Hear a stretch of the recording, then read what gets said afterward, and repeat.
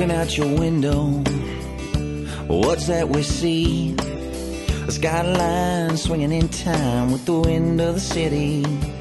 All right, welcome to Nashville Art Makers. My name is Ronnie Chris, and today is a very special interview. Yay. This is actually this would be the 13th interview because I've done a whole year of interviews, and my very first interview was with the wonderful and extremely talented Beth Inglish. Thank you. So she's going to come back for this month in April, and basically we're just going to touch base again and see how things have gone, how the year's gone for you. Yeah. And it's really exciting because she was my first interview, and we've had so many great artists, and it's just been really good. So Beth, how's things been? How's the year been? It's been really great.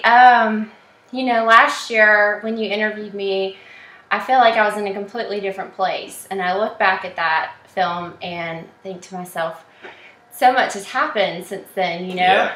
But towards the end of last year, I wasn't as busy. I got married in September, so I was busy doing that. But now I feel like I'm going a million miles an hour, making new work, exhibiting in new places, writing songs, playing songs out. So I'm still trying to do the same thing I was doing last year. It's just at a faster pace. What are some of the places you've been showing your work this year? Well, actually, tomorrow I'm installing about 20 pieces in Ugly Mugs over in East Nashville. Okay, I know where that is. Yeah, I have artwork in a hair salon in Berry Hill called Aura Salon. Is that in that subdivision by? It's across the street from 100 Oaks Shopping Center. From the Guitar Center, right? Yeah. Mm-hmm. I think I know who's the person who owns that place. Jenna. Yes, her mom works with us at the Frist, I believe. Oh yeah, she's a huge art fan, and she's got some great artists in there, and she tries to rotate it out. So I'm really happy to be in there because she loves art, and you can tell when you walk into the salon, you know, how much she loves art and puts it in there. And what are the piece that you're putting in the salon? What is it? Sort of describe what that piece is? Well, I put 4 pieces in. Okay. 2 of them are some of my new work, crayon on paper. Okay. Which has been a big hit. That's what this one is. This is crayon on paper.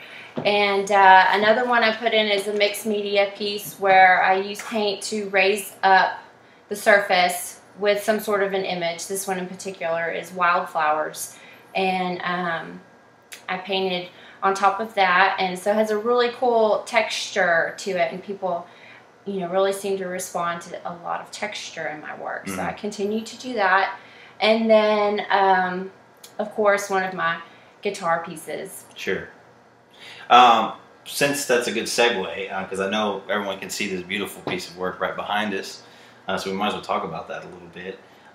Explain this work, kind of where it came from or how this idea came about, and if maybe you can give people a little insight into what the process actually is. Sure. Well, now that it's spring, it's a time to start working because, you know, in the spring, the art exhibits and just all the art events in Nashville seem to explode. But this one in particular, I chose the Bradford pear tree because it's the first tree that flowers in the spring. It's really the first sign of spring that anyone sees around town, and I just love all the white blooms. So one day I drove around town looking for the perfect shaped tree, and took a picture of this one in particular. Was the most ideal tree I could find. It was on the corner of Concord Road and Franklin Road in Brentwood at Brentwood Baptist Church. And it was so funny. I pulled up to the church where the tree was, and there were landscapers outside. And I asked him and said, would it be okay if I took, you know, a picture of the tree? He said, yes, and I hope it blesses you. And that, like, right there just got me. It was like, thank you. I know it will.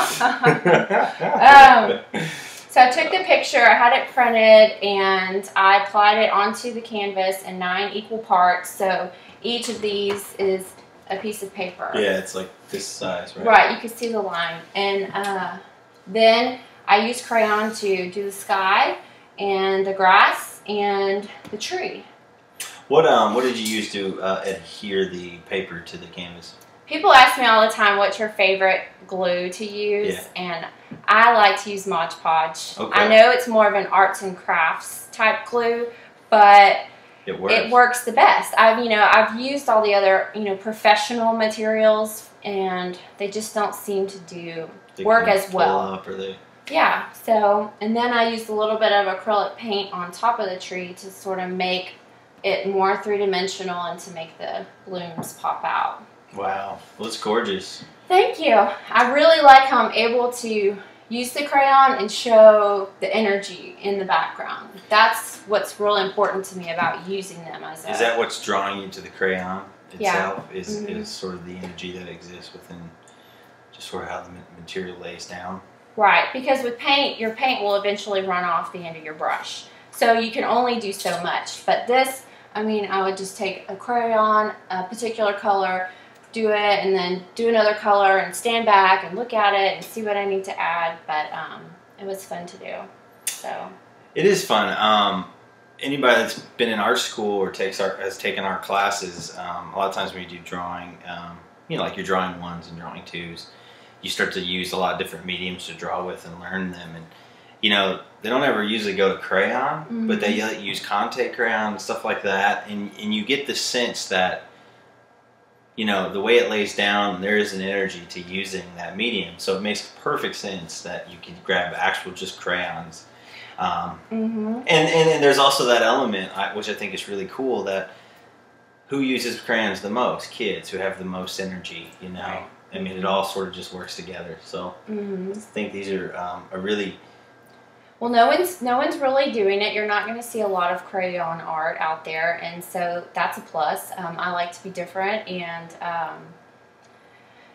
it just kind of worked for me, So are you in the process of continuing sort of a series in this arena? Yes, I am.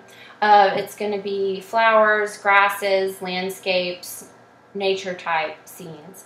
I have this idea to go to Centennial Park and photograph it from all different angles, go back and choose the images I like, and then use those to create a series of work at Centennial Park, and do like a pop-up art show maybe during one of the musicians' corners or something like that, to where I'm getting the art out of the gallery, outside, bringing it to people who, they're not there to see artwork, but they're going to if I pull it off. If I remember correctly, in our original interview a year ago, you were on the verge of really starting to do what you called street art or outdoor art. And so obviously that sounds like that's still something that really interests you. What is it about bringing the art out of the studio or out of the gallery, out of the home, that just is so appealing to you? Well, I think a lot of people, they like art, but they don't know how to start collecting, or they're intimidated by art galleries. And, bringing art into the home, for me, is so important because it makes you happy. It gives you a good energy. It can really change the way a room looks. So I want to educate people about art, and hopefully they'll find their love for it and figure out what it is that they like, and, start collecting. Very good. The other thing that you mentioned that you do often, or it's increased in your life, is writing songs and performing. We didn't really touch on that in the last interview, so I think this is a good time to sort of bring that into the fold. What is it that draws you to songwriting and performing, and give us... Well, let's start there, and I have another question for you. Well, I like writing, period. I write for my blog, and I write for the Nashville Arts magazine, and I feel like I have a message, and I'd like to share that message not only through my art, but in my writing and in my music.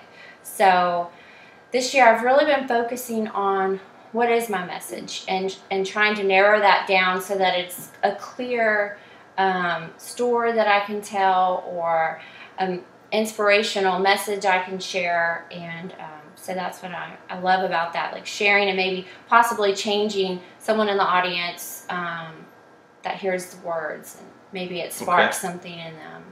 And what are, once I know you personally, so I know you sort of took some time to develop the songs, and sort of get comfortable with the whole process. And then this year has been a big year for you to kind of go out and actually start playing in front of people. So obviously you took some time to work up those songs and get prepared and ready, and now you're ready to go. So where are some of the places you're looking to play that you're going to sort of start showcasing what you've been doing? Well, this weekend I'm going to play at a benefit concert to raise money for a friend, and then I'm going to start hitting up all the hot spots where the songwriters go and do their rounds, and then any other events that, you know, just kind of come on my radar. Maybe you and I know talked about doing something together with our artwork and our music together, so that would be fun. We got to get on that. Yeah. So anywhere really that I can start to just be and perform and just keep getting better and better at it. And of course, if there's any art shows where I can do maybe like a set or something with my work and my music all in one room, that would be really great. Awesome. And I know that in this blog, which you guys will be able to see a separate video from this one, you were open to performing a song for everyone. Do you have any ideas what song you'd like to play? I have a couple. One that I really like a lot lately that I've been sort of playing a lot at home. It's about, it's more like a Christian song. Okay. And it's about how, you know, every day you sort of can lose touch with your faith, and just busy life is in the way of everything, but just sort of how I know how to get back to that place and all, and it's about wanting to sit with the Lord and just spend some time with Him. And what's the title of that song? Lord, I want to sit with you today. I think. Okay. I haven't figured it out. It could change. That's okay. Last minute. That's all good. It means it's fresh off the press. Yeah, that's right. I haven't played it out anywhere publicly. Well, thank you. I think I will this weekend. Awesome. My last sort of question, it's a good segue there, actually.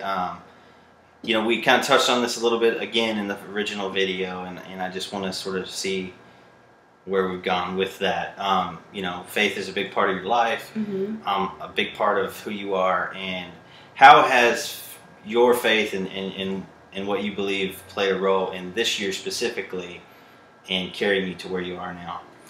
Well, anytime you go out as an artist to do any of your work, you're putting yourself out there. I mean, we're all insecure about everything that we do. That just comes with the territory of being a creative person, I think.